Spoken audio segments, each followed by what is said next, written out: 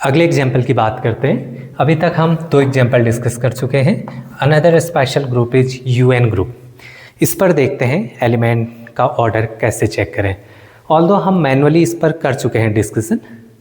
UN group में दिक्कत होती है, ये एन की किसी वैल्यूज़ के लिए साइक्लिक होता है और एन की किसी वैल्यूज़ के लिए साइक्लिक नहीं होता है, तो ये प्रॉब्लम है। इन जनरल यूएन हमेशा साइक्लिक नहीं होता है, तो ये प्रॉब्लम इसमें रहती है। तो इसलिए इसके एलिमेंट्स का ऑर्डर निकालते समय हम जो मैनुअल प्रोसेस है उसी से इसको कैलकुलेट करते हैं। कोई भी शॉर्ट ट्रिक या कोई रिजल्ट इस पर अप्लाई नहीं हो पाते हैं।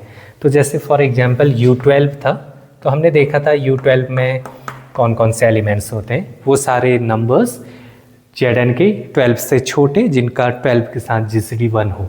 तो एक तो हो गया 1, नेक्स्ट हो गया आपका 5, 7, 11।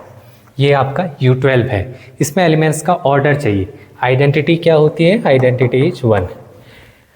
ये हम कर चुके हैं। यहाँ पर कोई रिजल्ट इस पर अप्लाई नहीं होगा, तो आपको मैनुअली ही कैलकुलेट करना पड़ेगा। मैनुअली आइडेंटिटी का ऑर्डर हमेशा 1 होता है। इनका ऑर्डर निकालना है। 5 को मैं कितने time under the multiplication modulo 12 operate करूँ कि 1 आ जाए? तो 25 12 से डिवाइड करोगे, रिमाइंडर इज 1। इसका मतलब इसका ऑर्डर 2 है। सिमिलरली आप चेक कर सकते हैं, बाकी एलिमेंट्स का ऑर्डर भी आपको 2 ही दिखेगा। तो मैं ये बताना चाह रहा हूँ, यूएन में आप किसी एलिमेंट का ऑर्डर कैलकुलेट कर रहे हैं तो आपको ऐसे ही मैनुअली ही चेक करना पड़ेगा। कोई भी उसके लिए रिजल्ट्स नहीं है जो हमने अभी तक इससे पहले के एग्जाम्पल में डिस्कस करे थे। क्लियर? ठीक है। एक क्वेश्चन और देखिए। इसमें कई बार ऑब्जेक्टिव क्वेश्चन में डील कर रहे होते हैं तो काम कैसे हम आसान कर सकते हैं। कई बार हमें पूरा सॉल्व नहीं भी करना पड़ता है, तो ये खास बात होती है ऑब्जेक्टिव क्वेश्चंस को अटेम्प्ट करने की। उसी का एक डेमोन्स्ट्रेशन मैं आपको दे रहा हूँ। ये क्वेश्चन है।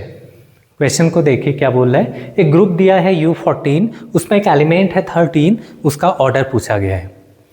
एक तरीका तो ये है कि आप U14 लिखिए, उसमें जो एलिमेंट है 13 उसका ऑर्डर बताइए मैनुअली, जो अभी तक हम करते हुए आ रहे हैं। लेकिन हम ऑब्जेक्टिव टाइप क्वेश्चन डील कर रहे हैं तो कई बार एक ऑल्टरनेट अप्रोच भी देखा करिए। ऑब्जेक्टिव टाइप में कई बार बाई ऑप्शन तो हैंडल नहीं हो जा रहा हो, तो ये भी हमेशा देखना होता है जिससे हम टाइम बचा सकें। तो कोशिश करते हैं एक ऑल्टरनेटिव वे इसको हैंडल करने का। तो ये U14 में एक एलिमेंट का ऑर्डर बताना है। तो अभी हमने देखा था, अगर लेट अस अज्यूम G मेरे पास एक कोई ग्रुप है और उसका ऑर्डर सपोज N है और एक एलिमेंट है उस G का, उसका ऑर्डर पूछा गया है, तो रिजल्ट है order of A divides order of G। ये हमने देखा था स्टार्टिंग में। ये काफ़ी इंपॉर्टेंट प्रॉपर्टी है ऑर्डर ऑफ एन एलिमेंट की। इससे क्या पता चला कि पॉसिबल ऑर्डर ऑफ ए के जो ऑर्डर हो सकते हैं वो क्या क्या हो सकते हैं। इस ग्रुप का जो ऑर्डर है ना, इसके डिवाइजर। तो possible order of A is nothing but divisors of order of G। केवल यही होंगे, अभी हमने देखा भी था ये। तो अगर मुझे ये पता चल जाए इस ग्रुप का ऑर्डर, तो मैं उससे कुछ हेल्प ले सकता हूँ। ग्रुप का ऑर्डर क्या है? 14 मत बोल देना, 14 ऑर्डर नहीं है उसका। ये UN ग्रुप है ना, U14, इसका ऑर्डर क्या होता है? 5n, that is 514। Euler-torsion function 514 को कैसे लिख सकते हैं? 5 × 2 × 7, दो प्राइम के प्रोडक्ट में लिखा जा सकता है। इसका फॉर्मूला अभी देखा था हमने, 1 × 6, दैट इज 6। तो इस ग्रुप का ऑर्डर 6 हो गया। इससे क्या पता चला? इसके डिवाइजर्स क्या क्या हैं 6 के? 1, 2, 3 एंड 6। ये पॉसिबल, ये इसके डिवाइजर्स हैं। तो कंक्लूजन, रिजल्ट क्या है? ग्रुप के कोई भी मेंबर का ऑर्डर अगर आपको चाहिए वो इन्हीं डिवाइजर्स में से एक होगा। देयर इज ये पॉसिबल ऑर्डर होता है उसका, पॉसिबिलिटी मतलब इन्हीं में से एक होगा। कौन है वो बता नहीं सकता मैं ऐसे, वो मुझे प्रॉपर तरीके से कैलकुलेट ही करना पड़ेगा। लेकिन इतनी गारंटी तो है ना, ग्रुप का कोई भी एलिमेंट पूछा हो, किसी भी एलिमेंट का ऑर्डर हो, वो इससे बाहर का नहीं होगा। क्लियर? तो जरा ऑप्शन में देखो, 13 का ऑर्डर पूछा है, इनमें से बाहर नहीं होना चाहिए, इन्हीं में से एक होगा, पता नहीं क्या होगा। लेकिन 5 नहीं हो सकता, इतनी गारंटी है। 4 नहीं हो सकता, इस चीज़ की गारंटी है। 9 भी नहीं हो सकता, इस चीज़ की गारंटी है। चौथा ऑप्शन अपने आप टिक हो गया। क्लियर? अगर नन नहीं भी होता, सपोज लेट अस अज्यूम इसका ऑर्डर यहाँ पर 3 था, ठीक, एक तो है ना। अब मुझे पता नहीं है, लेकिन इससे ये तो पता चल गया ना 5 4 9 तो हो ही नहीं सकते ऑर्डर उसके, क्योंकि वो डिवाइजर नहीं है। तो 3 रिजेक्ट हो गए, चौथा अपने आप करेक्ट हो जाएगा 3। क्लियर है?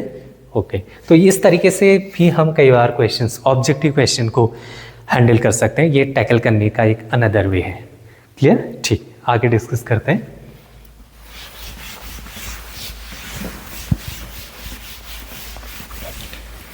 अब दूसरी वैरायटी हम देख क्या रहे हैं, एक ग्रुप पकड़ रहे हैं, standard type special class of groups हैं ये सारे।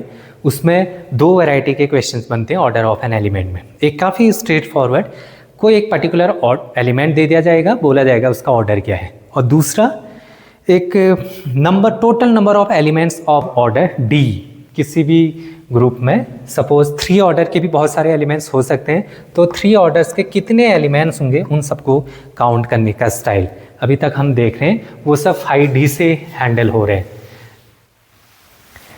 अब इस ग्रुप में एक दिक्कत है, वो आ कहाँ से रहा है, जो total number of elements of order D की मैं जो बात कर रहा हूँ ना, उसके लिए रिजल्ट अभी तक हम जो यूज कर रहे हैं 5D यूज कर रहे हैं जब ये ग्रुप के ऑर्डर को डिवाइड करता है D.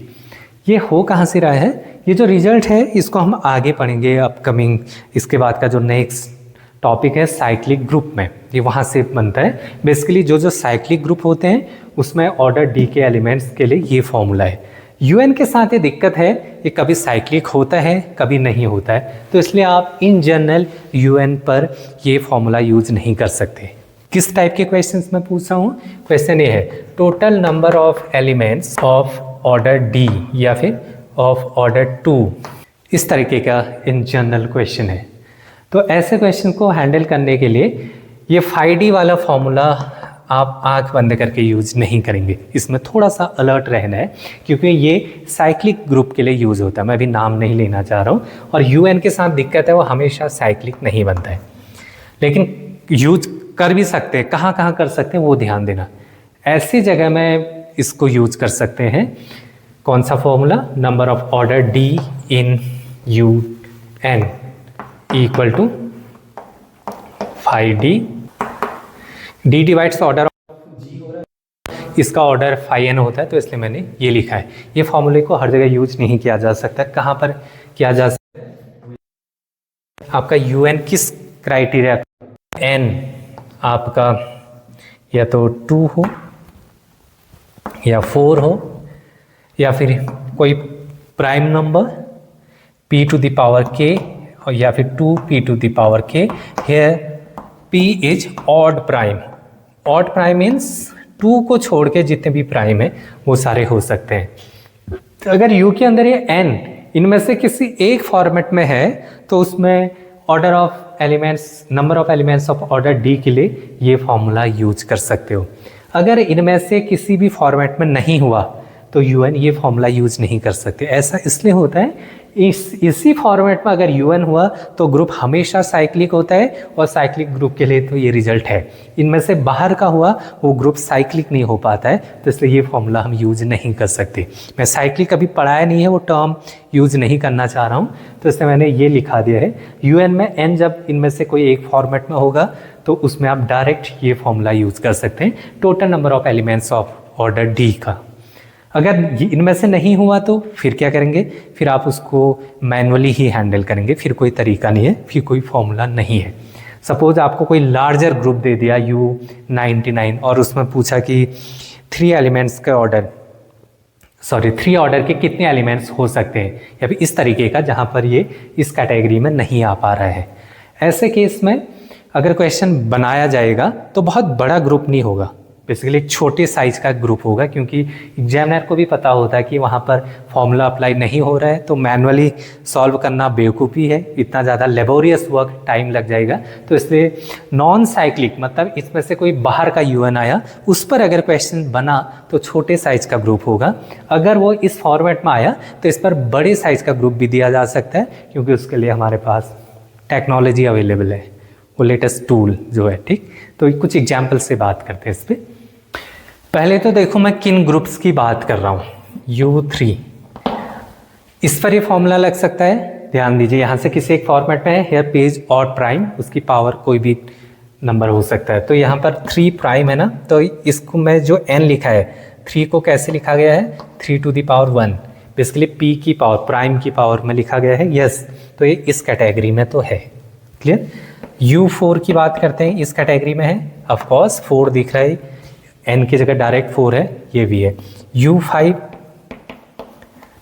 Of course 5 is a prime number और प्राइम की पावर 1, ये कैटेगरी भी यहाँ पर दिख रही है।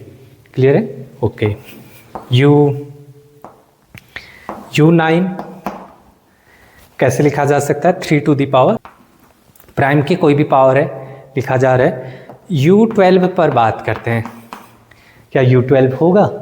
U12 को आप कैसे लिख सकते हैं? इनमें से 2 और 4 के फॉर्मेट में तो नहीं लिख सकते, यहाँ लिखा जा सकता है, नहीं लिखा जा सकता। 12 को बहुत से बहुत क्या कर सकते हैं, 2 इंटू 6 कर सकते हो या फिर 4 इंटू 3 कर सकते हो, कुछ ऐसा। कभी भी आप इस फॉर्मेट में तो ला ही नहीं पाओगे इनमें से। तो अगर ये नहीं लिखा जा सकता इस फॉर्मेट में, तो इस U12 पर ये फॉर्मूला अप्लाई नहीं कर सकते, ये देखना होता पहले, अदरवाइज आप रैंडमली हर किसी में नहीं यूज कर सकते इसको। U15 पे बात करते हैं। U15 क्या है, 5 इंटू 3 है, दोनों प्राइम तो हैं लेकिन इनमें से कोई भी एक फॉर्मेट में नहीं लिख सकते, तो यहाँ पर भी ये फॉर्मूला यूज़ नहीं कर सकते। तो आई होप आपको समझ में आ रहा होगा कहाँ पर ये फॉर्मूला मैं यूज़ कर सकता हूँ, जहाँ पर n को इसमें से किसी भी एक फॉर्मेट में आप लिख सकते हो, तो तभी ये फॉर्मूला यूज हो सकता है। क्लियर है, ठीक। अब आगे एग्जाम्पल देखिए इसमें।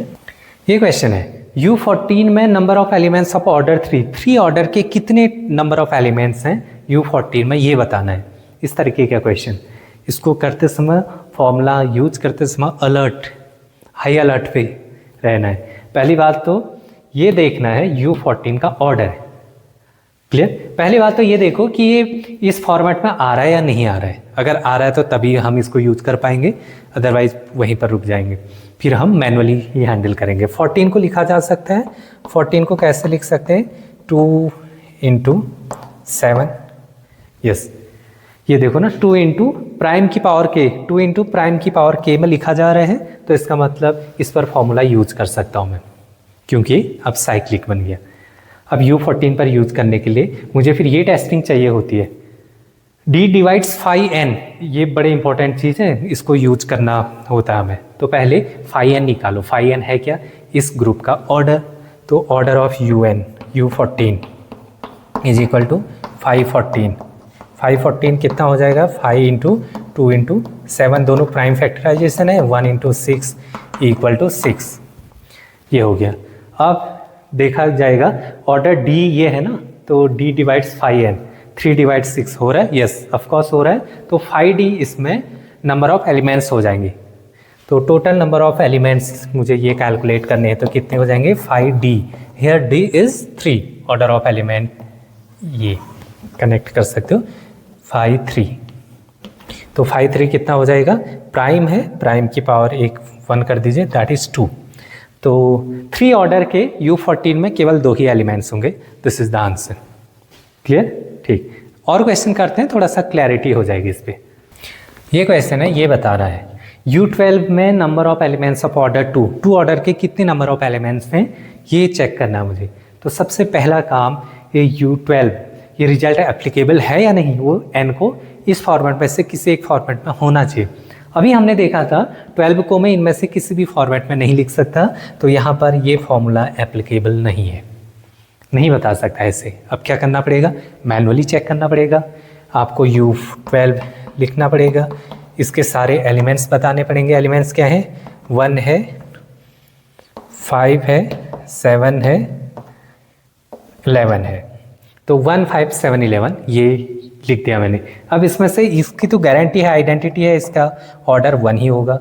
बाकी के जो 3 एलिमेंट्स हैं, इनमें से कौन कौन से एलिमेंट्स का ऑर्डर 2 है, ये देखना है। तो मैनुअली चेक कर सकते हो आप इसको, तो इसके लिए कोई भी और शॉर्टकट नहीं है। अनदर ग्रुप पर बात करते हैं, क्या क्या कर लेते, अच्छा इरेज कर दिया मैंने, कोई बात नहीं।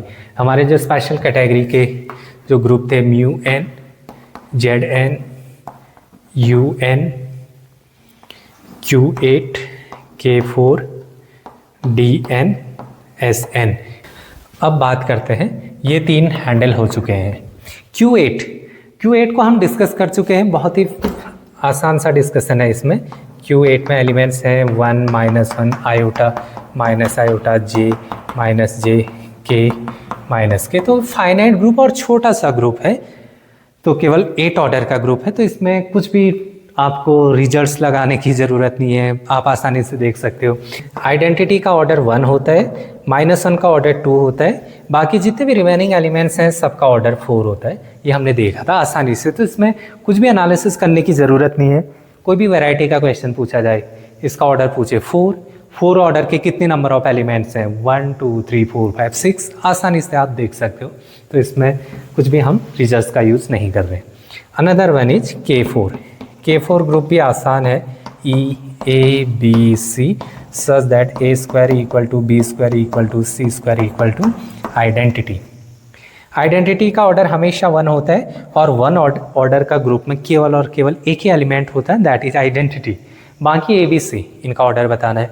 यहाँ दिख रहा नहीं, ये सब का स्क्वायर करने पर आइडेंटिटी दे रहा है, तो इसका मतलब ये सारे के सारे एलिमेंट्स का ऑर्डर 2 है, वेरी सिंपल। तो इसमें भी कुछ करने की ज़रूरत नहीं है। क्लियर है? तो आसान से थे इनके एनालिसिस। ये इंटरेस्टिंग है, DN और SN, ये दो काफ़ी इंटरेस्टिंग ग्रुप्स हैं, इस पर बात करते हैं। Another example is dihedral group DN। कैसा ग्रुप होता है हमने देखा था, ये x, y से जनरेट होता है such that xn = identity, y² = identity and y = x inverse. ये है डाइहेड्रल ग्रुप, जहाँ पर x number of rotations and y number of reflections. यहाँ पर हर एक एलिमेंट का ऑर्डर चाहिए, तो मुझे DN में एलिमेंट्स लिखने भी आने चाहिए। ऑल्दो हम इसको 2-3 बार यूज कर चुके हैं, आपको ये आता होगा, नहीं भी आ रहा है तो आप फिर से देख ले सकते हैं। DN में खास बात क्या होती है? पहली बात तो ऑर्डर ऑफ DN बताओ। 2n होता है, 2n में से n नंबर ऑफ रोटेशन होते हैं और इसमें से n नंबर ऑफ रिफ्लेक्शन होते हैं, तो ये इक्वल होते हैं दोनों, रोटेशन एंड रिफ्लेक्शन।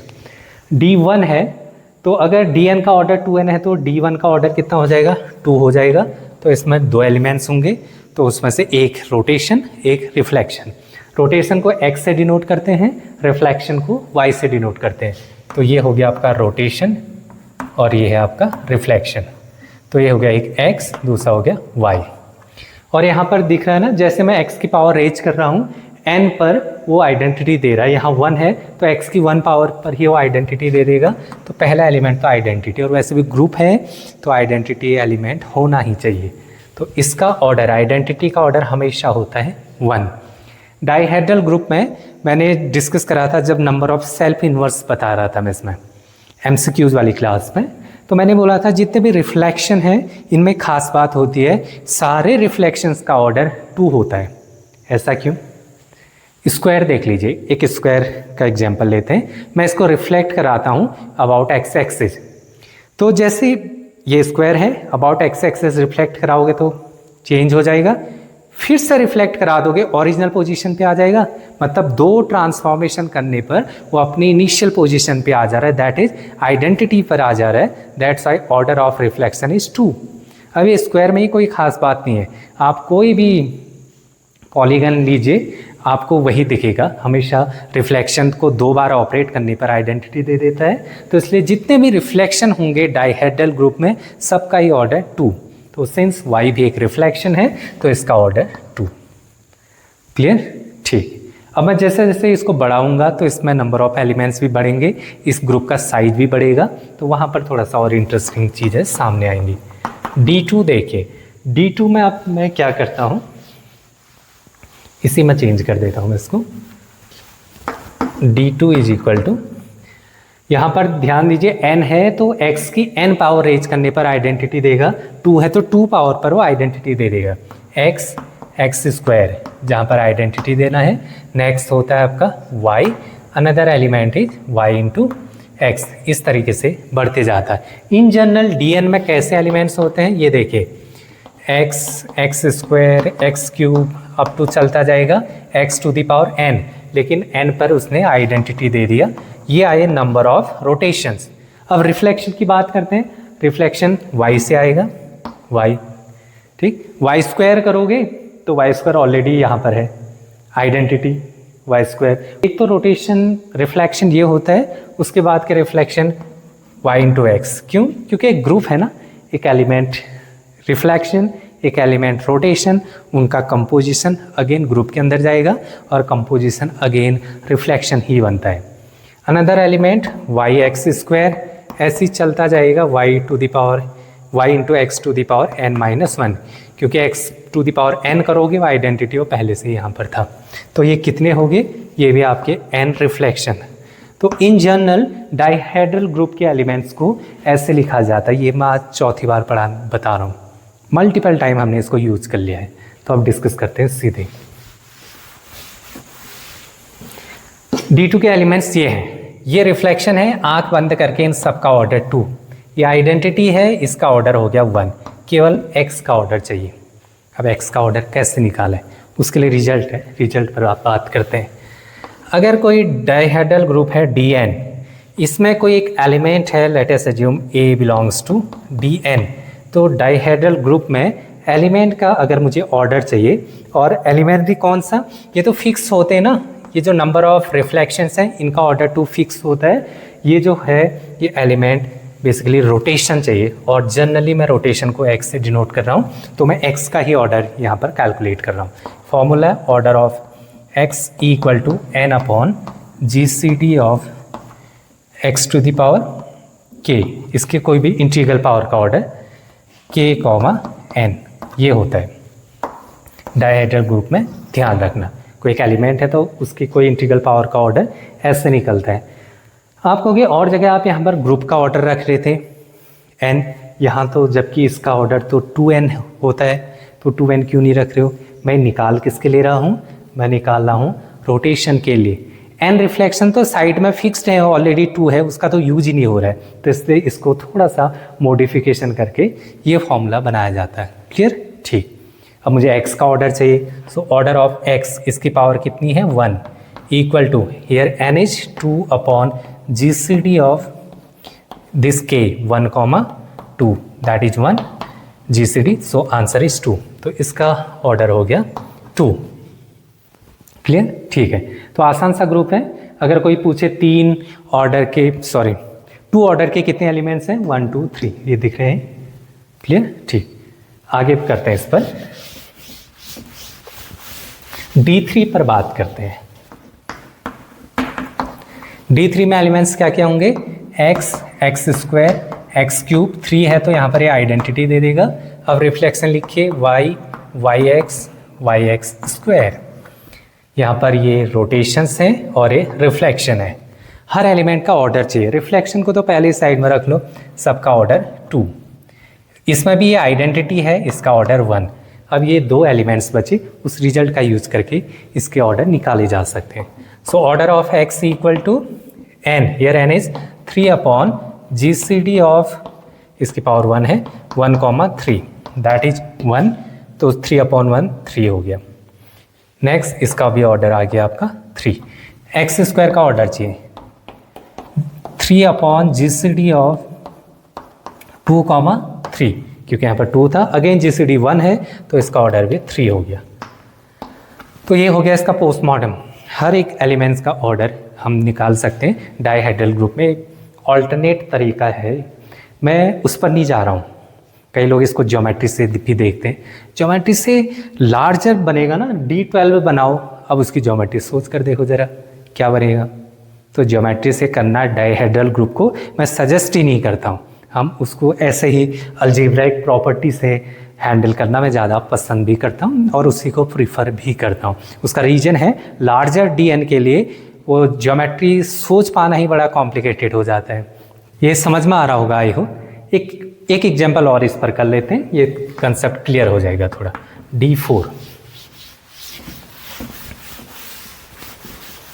D4 में एलिमेंट्स क्या क्या होंगे? x square, x cube, x to the power 4 आते ही आइडेंटिटी दे देता है, y, yx square, yx cube, ये है। इनके सारे एलिमेंट्स का ऑर्डर चाहिए। ये सारे रिफ्लेक्शन है, आंख बंद करके ऑर्डर 2 कर दीजिए। ये आइडेंटिटी है, इसका ऑर्डर हो गया 1। अब 3 बचे, इनका ऑर्डर चाहिए। सो ऑर्डर ऑफ x इसका क्या हो जाएगा, n upon here n is 4 upon GCD of इसकी पावर 1 है, 1,4 that is 1। So answer is 4। Order of x square 4 upon GCD of इसकी पावर 2 है, 2,4 4 अपॉन इसके GCD 2 हो गया, दैट इज 2।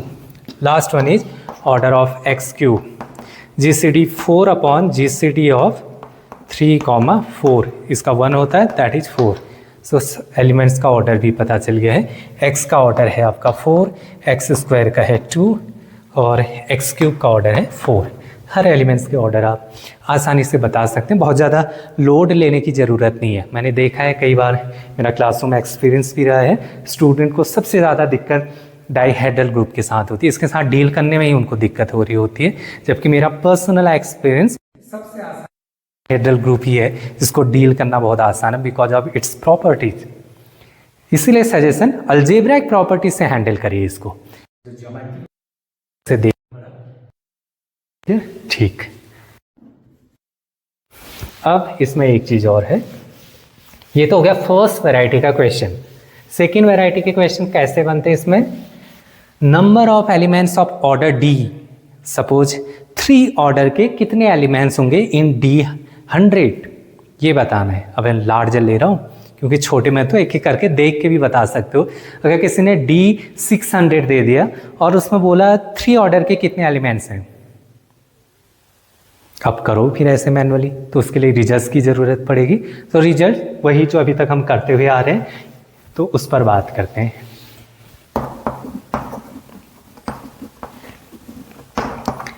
ये फॉर्मूला है number of elements of order D in Dn। यहां पर एक केस एक्स्ट्रा दिख रहा होगा आपको, ये वाला केस है डी वाला, बाकी जगह तो यही चल रहा था ना, 5D when D divides n 0 otherwise, otherwise means D does not divides n। जितने भी हमने देखे थे यही फॉर्मूला यूज हो रहा था। यहाँ पर एक एक्स्ट्रा केस, एक पीस और बनना है। ऐसा क्यों हो रहा होगा इसमें, इसमें अभी हमने देखा था जितने भी रिफ्लेक्शन हैं उन सब का ऑर्डर 2 है। तो 2 ऑर्डर में रिफ्लेक्शन तो साइड में रख दिए, उसके बाद रोटेशन से भी ऑर्डर 2 बनने की पॉसिबिलिटी। तो हमारी चेकिंग कहाँ पर होती है, रोटेशन में होती है, क्योंकि रिफ्लेक्शन फिक्स्ड है। उसी थॉट की वजह से ये अलग सा है। जब D2 है, मतलब number of elements of order 2 order के, तो रिफ्लेक्शन भी तो होंगे ना, वो तो फिक्स्ड हैं 2 ऑर्डर के, तो वो यहाँ पर ऐड हो रहे हैं रिफ्लेक्शन। और बाकी रोटेशन के लिए ये फॉर्मूला दिया जा रहा है। और जब 2 नहीं है, डी मतलब 2 ऑर्डर के एलिमेंट्स नहीं है, तो रिफ्लेक्शन का काम ही नहीं है। क्यों, क्योंकि रिफ्लेक्शन तो केवल 2 ऑर्डर देते हैं, तो उसका यूज होगा ही नहीं, केवल रोटेशन का होगा। तो उसके लिए ये फॉर्मूला 5D जो हम अभी तक देखते हुए आ रहे थे, और अदरवाइज ना 0। आई होप ये क्लियर हो गया होगा। आंसर निकालना तो बड़ा आसान है, डेटा में प्लग इन करना, लेकिन फॉर्मूला ऐसा क्यों बना है, मेरा इंटरेस्ट इस पर भी था। तो क्वेश्चन है D13 में नंबर ऑफ एलिमेंट्स ऑफ, ये बताना है number of elements of order 3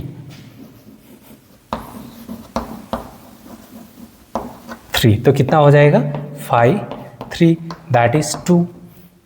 ठीक, ये तो आसान सा है।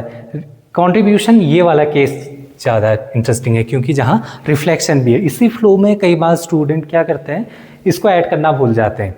क्योंकि यहाँ पे मैंने 3 का दिया था तो मैं ऐड करूँगा भी नहीं। अगर मैंने ये दे दिया होता ऑर्डर 2 का बताइए, और यहाँ पर बोल देता मैं, अच्छा एक चीज़ और, एक्सट्रीमली सॉरी, देखो वही फ्लो जो मैं बोल रहा था आपसे कि मिस्टेक होने के चांसेस हैं, डायरेक्ट मत निकाले, मुझसे खुद मिस्टेक होगी। देखो 13 है ना, ऑर्डर 3 बोला गया था, तो इसको चेक करने के लिए ये क्राइटेरिया भी तो चेक करोगे, D डिवाइड्स 13। तो यहाँ देखो तो 3 डिवाइड्स 13 है, नहीं, डज नॉट डिवाइड, ये डिवाइड नहीं करता है। तो जब डिवाइड नहीं करता मतलब अदरवाइज वाला केस, तो आंसर इज 0। सो 3 ऑर्डर के D13 में कोई भी एलिमेंट नहीं होगा, 0 element. This is the correct answer. तो ये फ्लो में जब हम चलते हैं तो कई बार ऐसा हम जनरली कर देते हैं, ये सिली मिस्टेक यही नहीं करनी है। ठीक है, तो ये सबसे पहले ये टेस्टिंग बड़ी ज़रूरी है, वो उसको डिवाइड करता है भी है या नहीं।